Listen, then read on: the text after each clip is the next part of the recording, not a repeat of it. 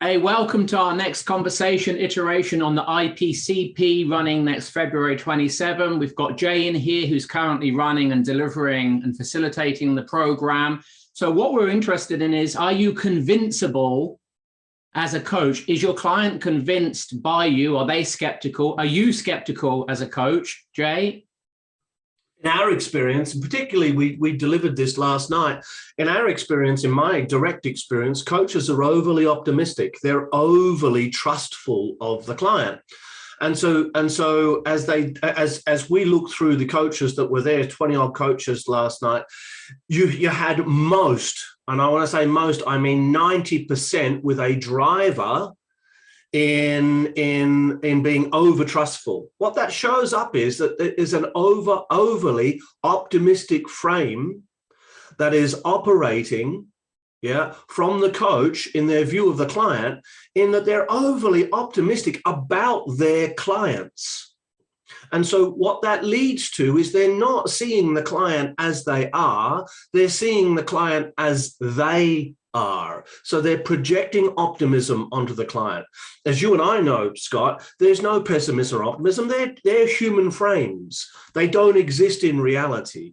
And so to overtrust isn't to see the client's condition, isn't to see the client's conditioning and their humanity behind that and realize that I'm dealing directly with the conditioning. I'm dealing with the personality traits and structures. You and I call it the occupant. I'm dealing with the occupant, which is not the human being, but it's their human coping mechanism.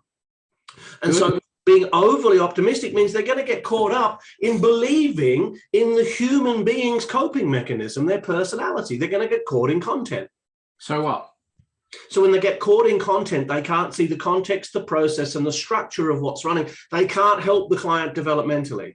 They can't help them get objective to what they're subject to because they're playing in content and they're trying to shift the deck chairs. And it's not going to make any difference in the long term. And then from a client perspective, as you see your clients convince a strategy?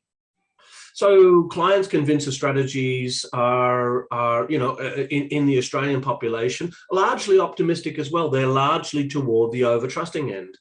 The under-trusting people, the people that are skeptical about life and reality, don't tend to come into coaching terribly much. They're the ones who tend to avoid. They're the ones who actually need coaching because they need to get past their ability to over-skepticize reality and overview it as being against them. You had an example last night in Masterprac, where you've got a client in there who's over-concerned and over-worried that people are out to get them. Yeah, and it's a belief that's been running their whole lives.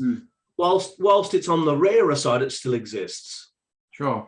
And so what if a coach isn't across this dynamic in the coaching relationship? Then they're going to project it upon their client. They're going to project their own optimism upon the client, and they're going to get caught up in content. They're not going to be able to, they might as well be performance coaching because they're not developmental coaching at that point. To coach developmentally to someone's vertical growth and development, to accelerate that process requires that you get past the content into the context, the process, and the structure, into the way in which they think, not what they think. Good. So if you have that in your toolkit and you have that integrated as a coach, well done and congratulations. If you don't, you know when the next course starts. Maybe we'll see you then.